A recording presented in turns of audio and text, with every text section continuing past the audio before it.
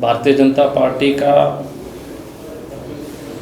ज़िले में, प्रदेश में और देश में कोविड वैक्सीन को लेकर एक बहुत बड़ा जन जागृति अभियान चल रहा है कि जो महामारी पूरी विश्व में, दुनिया में इस कोरोना को लेके फैली और पहला एक ऐसा देश है भारत सरकार ने, माननीय नरेंद्र मोदी जी ने की सरकार ने कोरोना वैक्सीन को बनाया और पूरे हिंदुस्तान में एक जागृति अभियान और वैक्सीन की ड्राइव आम जन को सरकार द्वारा सहूलियत मिल सके इस महामारी को लेके, और ना केवल भारतवर्ष में लेकिन भारत से भी दुनिया में, विश्व में 46 देशों को वैक्सीन सप्लाई भारत कर रहा है।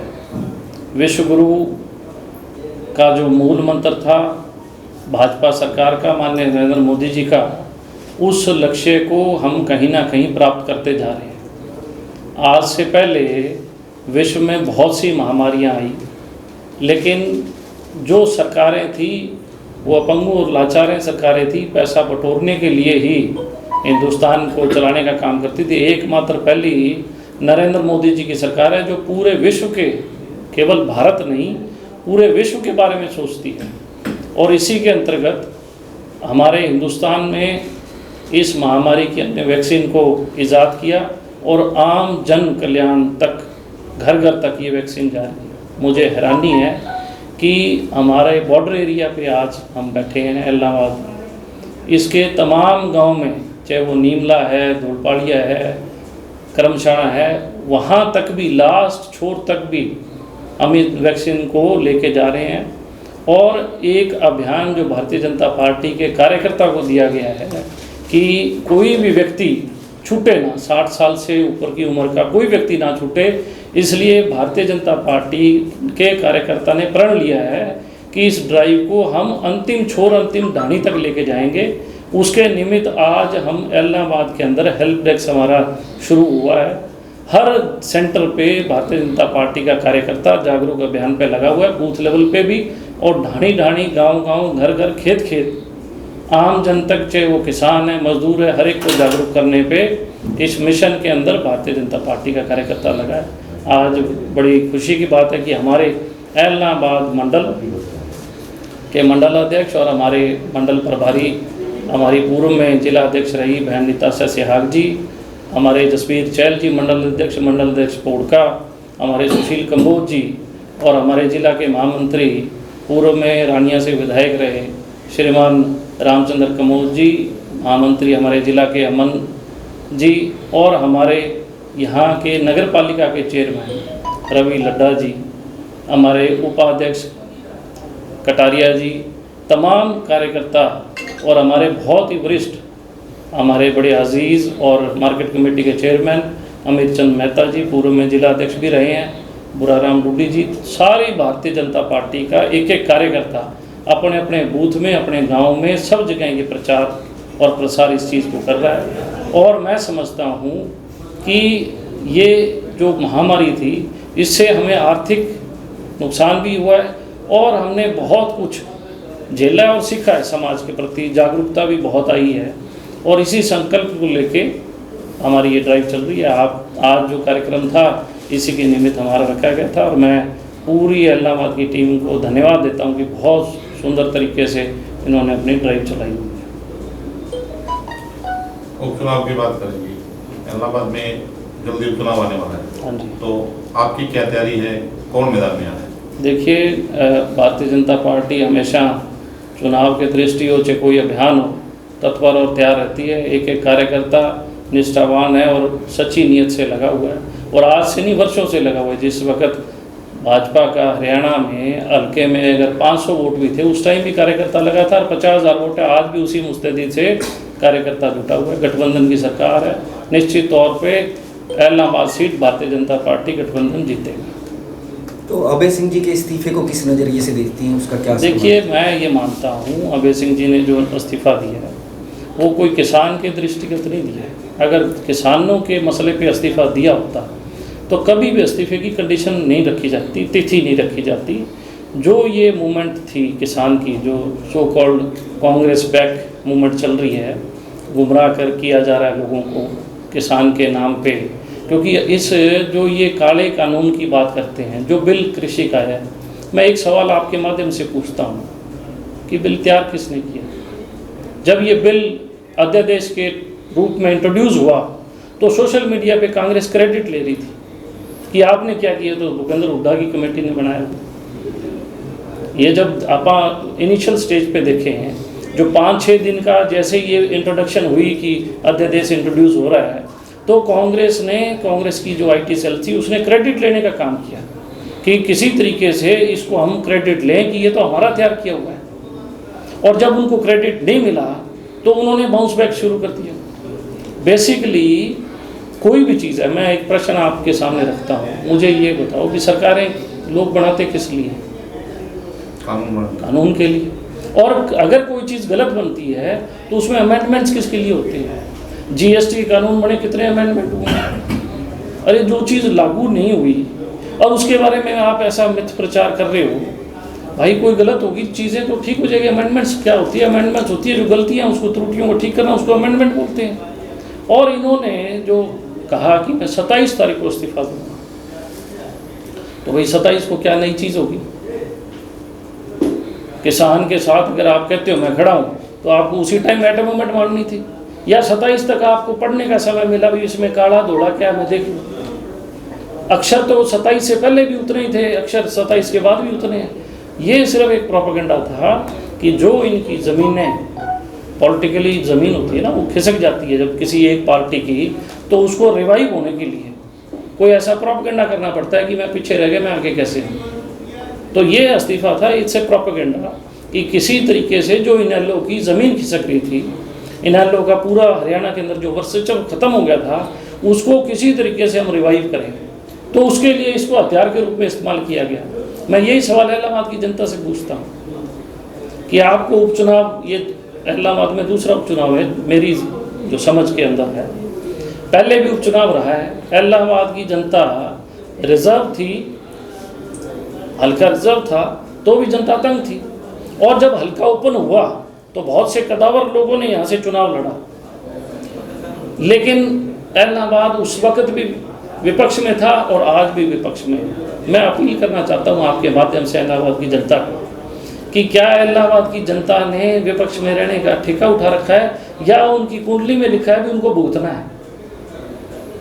परमात्मा ने यही तय कर रखा है क्या कि हमने ये विपक्ष में बैठना है? और जो डेवलपमेंट है, सारी जगह डेवलपमेंट है, क्या इलाहाबाद की जनता डेवलपमेंट नहीं चाहती? ये तो धक्के से कुछ लोगों ने, पूरा इलाहाबाद के अंदर सारी पंचायतें हैं, क्या सब लोग उपचुनाव चाहते थे? गाँव में 10 लोग हैं जिनको ये लगता है कि थारी चौधर खत्म हो रही है, और वो 10 लोग इन्हीं से जुड़े हुए। उन लोगों के दिमाग में, जहन में ये है कि उपचुनाव आ गया, हम दोबारा जीतेंगे। इस बार ये इलाहाबाद की जनता शहानी हो गई है। ये 15 साल पुराना इलाहाबाद नहीं रहा, नई पीढ़ी तैयार हुई है जिसने इलाहाबाद को किस रूप में देखना है, ये उन नौजवानों ने तय करना है। और अब इलाहाबाद की जनता सरकार के साथ जाएगी, क्योंकि इलाहाबाद ने अपना इलाका देखा है। आज करमशाना का बच्चा भी दिल्ली जाता है, करमशाना का बच्चा भी चंडीगढ़ जाता है, और वो जब देखता है और हल्कों में कितने हल्के क्रॉस करके जाता है, जब वो डेवलपमेंट देखता है तो उसको इलाहाबाद की कॉन्स्टिट्यूएंसी पे ये मलाल होता है कि हम इसलिए पीछे हैं कि हम विपक्ष में हैं। और मैं एक चीज़ और कहूँगा कि माननीय मुख्यमंत्री जी का नारा है सबका साथ सबका विकास। RTI राइट टू इंफॉर्मेशन, हर एक इंसान को एक राइट दिया है। RTI लगाओ, किस किस काल में इलाहाबाद में पैसा आया। माननीय मनोहर लाल जी की पार्ट फर्स्ट की जो गवर्नमेंट थी उसमें कितना आया, उससे पहले भूपेंद्र हुड्डा की सरकार थी उसमें कितना आया, उससे पहले ओम प्रकाश चौटाला जी की सरकार थी। RTI लगाओ, उनका टाइम लगाओ, किस काल से किस काल तक, आप जनता के सामने हैं। इतना पैसा डेवलपमेंट का विधायक ना होने के बावजूद भी सरकार ने दिया, और ना केवल इलाहाबाद, सिरसा के अंदर 5 सीटें भाजपा की नहीं है। आप सिरसा के अंदर देखो कितना पैसा है 5 हल्कों का। अरे तो मैं ब्यौरा देता हूँ, मैं कहता हूँ कि ये आरोप प्रत्यारोप का दौर है राजनीतिक के अंदर। अब उपचुनाव होगा, कोई किसी पे इल्ज़ाम लगा रहा है, कोई कह रहा है मैं तेरी रड़क काट दूंगा, कोई कहता है मैं तेरे को ये कर दूंगा। ये दौर चल रही है। मैं उनसे एक बात कहता हूँ कि आप मसल पावर की बात छोड़ के आप कागज पे आओ, बताओ जनता को कि भाई जब हमारा टाइम था हमने इलाहाबाद में क्या किया। वोट तो इलाहाबाद के लोग देते आए हैं आपको, आप विधायक थे। उसके बाद आपका काल कांग्रेस का काल था, कांग्रेस ही बताएं कि हमने इलाहाबाद में क्या किया।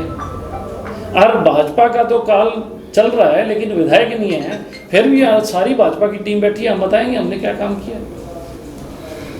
लेकिन इन सब के बावजूद मौके पे परिस्थितियां कुछ इस तरह की बन गई है, सरकार को उन्होंने बंधक बना दिया है। किन्होंने?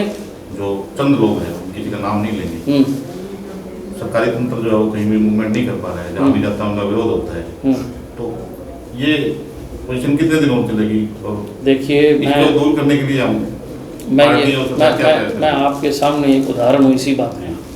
मैं आपके सामने बैठा हूँ, हमें तो किसी ने बंधक नहीं बनाया, हमारी सारी टीम बैठी है, काम कर रही है। आपको नहीं बनाया, लेकिन मुख्यमंत्री जी का हेलीकॉप्टर नहीं उतरने दे रहे हो। देखिए वो उस टाइम क्या परिस्थितियाँ थी, क्या हालात थे। अब मुख्यमंत्री जी सरसा आएंगे तो क्या ऐसी परिस्थिति होगी? बिल्कुल नहीं होगी। सरसा के अंदर मंत्री हैं, वो भी घूम रहे हैं, ऐसे हालात हैं। एमएलएज 90 एमएलएज हैं, 90 एमएलएज घूम रहे हैं। ये सिर्फ क्या चीज़ है? हाँ, कई इश्यूज होते हैं जिन इश्यूज को हम गहराई में देखें। मैं मानता हूँ जो ये इशू है ये टोटली एक प्रोपेगेंडा बाय ए प्रॉपर पार्टी, पर्टिकुलर पार्टी। कहीं पे तो वो कांग्रेस लगी हुई है और कहीं पे कांग्रेस की बी टीम जो है इन लोग वो लगी हुई है। नहीं, आपको नहीं लगता कहीं न कहीं सरकार किसानों को अपनी जो तीनों बिल हम के बारे में बताने में विफल रही है, तब ये लोग आए? देखिए मेरी बात, ये तो उनके रोने में स्टेटमेंट आ रहे हैं, तेल पिला के रखो जी, दूध की गुप्ता स्प्रेड कर दो जी, इस तरह के बयान आ रहे हैं। तो मैं आपके सामने एक चीज़ रखता हूँ, कौन लोग हैं जो ये बयान दे रहे हैं कि वे इनके लठमा। अच्छा, फिर सरकार अगर संजीदगी ना हो किसानों के प्रति तो 16,000 से लेकर 30,000 रुपये मुआवजा सरकार देती है कभी? अगर सरकार संजीदगी ना रखे तो क्या किसानों को क्लेम मिलता? नहीं। तो मैं क्लेम की बात करता हूँ, ये अपने राज्य में बताए इन्होंने मुआवजा कितना दिया? 300 रुपये। उनको कहो तुम बयान दो, ये श्वेत पत्र मांगते हैं, भाजपा सरकार माने मनोहर राज्य का, इनको कहो तुम अपना श्वेत पत्र दे दो। कांग्रेस को कहता हूँ तुम अपना ले आओ, तुमने किसानों को क्या दिया? और इस सरकार किसानों को कितना पैसा दे रही है आप बताओ। देखिए कोई भी सरकार है वो नीतियों पे चलती है, पॉलिसी प्रोग्राम्स पे। सरकार कभी चलते चलते जबानी आदेशों पे नहीं चलती। सरकार का एक तरीका होता है, उसकी एक रूल बुक होती है, उस अकॉर्डिंगली उसने किस वर्ग को कैसे सामान देना है, कृषि में क्या करना है, इंडस्ट्री में क्या करना है, रोड्स के लिए क्या करना है, स्वास्थ्य के लिए कह रहे हैं, नीति निर्धारित होती है। ऐसा नहीं होता कि सरकार चल रही है वो कह देगी ये काम। उनको कोई फैसला लेना है वो पूरे हरियाणा पे लागू होता है। कृषि के अंदर जितने बदलाव, जो त्रुटियाँ थी, जहाँ गलतियाँ थी, वो तमाम बदलावों को ठीक करके और आज किसान के खाते में पैसा आ रहा है। आप सब लोग देहात से बिलोंग करते हो, मैं खेती करता हूँ खुद। आज सरसों का क्या भाव है? 5,500 के आसपास। ठीक, ये किस लिए है? क्या ये भाव कांग्रेस ने दिया, इनेलो ने दिया, किसने दिया? ये भाव सरकार की नीतियों पे। जब सरकार ने पाम ऑयल पे रोक लगाई तो सरसों बढ़ गई। कौन लोग थे जो पाम ऑयल को इंपोर्ट करने के लिए छूट देते थे? कांग्रेस के लोग। क्योंकि केंद्र के फैसले से इंपोर्ट रुकता है, स्टेट के फैसले से इंपोर्ट नहीं रुकता। स्टेट का फैसला स्टेट की बाउंड्री में होता है। एमएसपी का फैसला स्टेट गवर्नमेंट के पास नहीं है। हाँ, स्टेट गवर्नमेंट ये कोई चीज़ को परचेज करे वो राइट है। मान लो आज हम कह दें कि हम फलानी चीज़ परचेज करेंगे, वो स्टेट गवर्नमेंट कर रही है। लेकिन जब फसलें खरीदी जाती है तो उसमें सेंट्रल पूल और स्टेट पूल के हिसाब से फसलें खरीदी जाती हैं और सेंटर निर्धारित करती है कि हमने कितनी फसल किस तादाद में, किस क्वांटिटी में और किस रेट पे लेनी। एक चीज़ पे रोक लगी, भाव बढ़ गए। दालों के, मैं आप बैठे हो पत्रकार, दालें महंगी होगी। अब हमारी जो दालें वो इंपोर्ट होती है। हमारा जो लोकल, जो अब से पहले परचेज थी, जितना हमारा प्रोडक्शन था, कांग्रेस के राज में तो 10% प्रोक्योरमेंट थी। 90% हमारी दालें जो किसान पैदा करता था वो मार्केट में ली नहीं जाती थी।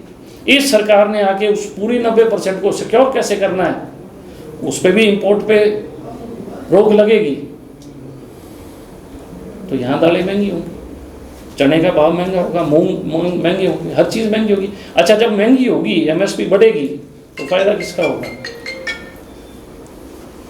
मूंग पैदा करने वाले का। मूंग पैदा कौन करता है? इंडस्ट्रीज तो नहीं करता। मतलब लेकिन आप महंगाई को जायज ठहरा रहे हो कि इस महंगाई से लोगों का फायदा देखिए विक्टर जी, मैं एक बात पूछ रहा हूँ, चीज़ बात के अंदर से बात निकालना ठीक नहीं है। किसान को क्या रेट ना मिले? मैं आपसे सवाल पूछता हूँ, आज सरसों 5300-5400 है, क्या किसान को 5300-5400 नहीं मिलना? जो ये तेल महंगा हुआ है ये इस रेट की वजह से हुआ है। मैं आपसे एक बात पूछ रहा हूँ, हम पैदा करने वाले लोग हैं, क्या हमारा राइट नहीं है कि हमारी महंगी बिके? नहीं, ये तो देखो सरसों की जो खरीद है ये तो अब हो रही है, लेकिन ये रेट तो पहले ही 140 हो गया था सरसों के तेल का। तो हाँ, तो 140 अगर हो गया है तो सरकार उसको देखेगी जी। अब जो चीज़ें आ रही हैं, मैं ये कह रहा हूँ नेताजी, मैं ये कह रहा हूँ कि ये जो महंगाई जो बढ़ रही है, चाहे तेल के रेट है, चाहे गैस के रेट है, चाहे किसी चीज़ के रेट है, ये इसका किसान को मतलब फायदा हो रहा है। देखिए मैं एक चीज़ कहता हूँ, मैं बिल पे बात कर रहा हूँ कि अगर किसान का राइट है, अगर किसान चाहता है उसकी फसल महंगी बिके, तो हम राइट है हमारा। मैं खेती करता हूँ, मैं चाहता हूँ मेरा नरमा तो है ना 9000 बिकना चाहिए। अगर मेरा नरमा 9000 बिकता है, मैं कमोडिटी तो मैं भी खरीदता हूँ ना, खरीदार तो मैं भी हूँ। सबसे महंगी कंपनी कौन सी है ऑटोमोबाइल में? टोयोटा। टोयोटा की कार भी आती है, एसयूवी भी आती है और लैंड क्रूजर भी आती है। उस कंपनी में आप जाके ये पूछोगे ना कि सबसे ज़्यादा टोयोटा कौन खरीदता है, तो आपको उसके वो लिस्ट देंगे ना, तो किसान खरीद रहा है और गांव के एड्रेस पे बिकती है। इसका मतलब हम अगर पैदा करते हैं तो हम भी लग्जरी लेते हैं ना। अगर मैं किसी चीज़ को पैदा करता हूँ तो मेरा राइट नहीं है लग्जरी लेने का। आज हमारे गांव के अंदर कोठियाँ हैं, कोई साल लद है कि गारा लिपेड़ी था। मेहनती लोग हैं, मेहनत कर रहे हैं, और मेहनत कर रहे हैं तो हमारा राइट है भी। तो किसान अब बात क्या है नेताजी की एमएसपी की वजह में इतना यहाँ अगर एमएसपी खत्म होगी, यूपी बिहार के अंदर कोई जगह मंडियां को नहीं, और 8 मंडी खत्म करने की सरकार को प्रोग्राम चाहिए। देखिए सरकार ने कहीं पे भी ये नहीं कहा कि हम मंडी खत्म कर रहे हैं। नहीं, सरकार ने नहीं कहा, लेकिन जो उसके क्रियाकलाप है ना, जैसे आप किसानों के खातों में सीधा पैसा दे रहे हो, आरटीओ को कह दिया कि आपको कमीशन नहीं दिया जाएगा, तो इस तरह की ये बात है, ये तो मंडी खत्म करने वाली ही होगी। देखिए एक बात सुनो, अब हम अपने दिमाग से कोई चीज़ सोच लें, कोई ज़रूरी तो नहीं कि सरकार भी वही सोच रही हो। आज जिन लोगों के वहम ये इस चीज़ का है कि एमएसपी अगली बारी नहीं मिलेगी, मैं आपको पॉलिटिकली बात करता हूँ कि लोग वोट देते हैं कि भाई इसलिए कि हम सिक्योर रहें। अभी शेष 3 साल पड़े हैं, 3 साल में 6 फसलें आएंगी। अगर 6 फसलों का एमएसपी मिलता है तो क्या किसानों का दिल नहीं टिकेगा इस सरकार को हम रिपीट करें? इससे पहले मोदी जी से पहले किसकी सरकार थी? उनकी कभी जवाबदेही थी किसानों के प्रति? आज तक कांग्रेस ने किसानों को सिक्योर किया है क्या? उसने ये कहा है कि तुम चिंता मत करो। राहुल गांधी ने सूरतगढ़ में रैली में कहा था 10 दिन में कर्जे माफ कर दिए। न अमरिंदर सिंह ने गुटखा साहब हाथ में लेके आपके सामने कहा, पत्रकार हो, कोई सवाल है वहाँ? गुटखा साहब से बड़ी कोई चीज़ है? सबसे बड़ी मैं एक चीज़ और है आपके माध्यम से, बड़ी चीज़ ये है कि जब भी ये आम देखा जाता है कि जब भी किसी नेता से सवाल किया जाता है, बीजेपी के नेता से अक्सर, तो बीच में कांग्रेस जरूर आती है। ऐसे है जी। एक बात बताऊँ ना, आप जितनी भी पार्टियां हैं, चाहे लोकदल है, कांग्रेस है, अकाली दल है, हमारे से आप सवाल इसलिए करते हो, हम राजनीतिक दल हैं। नहीं, आप पार्टी में हो, आप सत्ता में हो, इसलिए करते हैं। इसीलिए करते हो ना जी। तो हम ये बताना चाहते हैं लोगों को कि वो जो पार्टियां थी हमारे से पहले सत्ता में, आज तक उन्होंने कुछ किया क्या? मैं तो दावे से कहता हूँ कि हमने सरसों 5300 कर दी, हमारी सरकार की नीतियों ने 5300 कर दी। मैं दावे से कहता हूँ वो अपनी नीति बताए कि उनकी नीतियों ने क्या किया, तो वो बताएंगे ना। मैं वही कह रहा हूँ ना। भी देखो कोई चीज़ है, मैं आज दावा करता हूँ कि हमने 5300 रुपये सरसों कर दी, एमएसपी से भी 500 रुपये ऊपर है। पेट्रोल भी 100 रुपये हो गए। देखिए एक बात सुना, पेट्रोल की भी कोई सरकार व्यवस्था करेगी किसान को किस तरीके से उसमें लाभ। उसके एक बात सुनो, अपन एक बात कर रहे हैं आज गांव में कोई कच्ची गली बताओ। नहीं, गली कच्ची नहीं है। कि जो आप किसान की तो एमएसपी की बात कर रहे हो 5600 रुपये हो गए, जो किसान नहीं है उसकी तो छुट्टी हो रही है ना। मैं एक बात सुनो, शोर किसानों ने मचा रखा है, एक बात एक बात सुनो, और वो शोर मचा रखा है। मैं आपके माध्यम से उनसे पूछता हूँ, जो भी किसान लीडर हैं उनको को 2 मिनट बैठ के ये बताओ भी इसमें अच्छा और बुरा क्या है। परसेप्शंस हैं, लड़ाई परसेप्शंस की चल रही है। नहीं क्या देखो बात है तो बनो गयो और फिर भी मानने को लग गया मारो तो सत्यानाश समझ लग गई ना सरकार सुनो, सरकार ने अभी एक सिस्टम, मैं बताता हूँ, हर चीज़ पे गवर्नमेंट बड़ी संजीदगी है। एग्रीकल्चर, नॉन एग्रीकल्चर जितने सेक्टर्स हैं उनके बारे में सरकार सोच रही है और अच्छा काम कर रही है। एक बात मैं पूछना चाहूँगा, जैसे कि किसान एमएसपी की मांग कर रहे हैं, अगर सरकार एमएसपी की गारंटी कर देती है तो उसमें सरकार को क्या दिक्कत होती है? देखिए, वार्तालाप सरकार ने कहा है कि हम किसानों से बात करने के लिए तैयार हैं। वो आए तो सही, वो क्यों नहीं, मेरी बात क्यों नहीं बैठ रहे? आपके मेरे और हम किसानों के, मैं मान लो 15 गांव के किसान ले जाता हूँ, सवाल ये है कि जो किसान की उन्होंने अपनी कमेटी बनाई, 40 लोग जत्थे, 50 जत्थे, उनको सरकार निमंत्रण दे रही है भी आप आओ, बैठो, अपनी चीज़ रखो। सरकार ने कई दौर की बातचीत रखी, जिस चीज़ पे सरकार एग्री होती है अगले दिन वो पलट जाते हैं। हार के फिर उन्होंने कह दिया कि इसको आप बिल ही रद्द कर दो। ऐसे काम थोड़ी चलेगा। कल को वो कह देंगे जी आप ये सरकार ही बंद कर दो चलानी। नहीं, लेकिन एमएसपी की बात है तो एमएसपी गारंटी की बात कहीं भी नहीं हुई, जब भी हुई।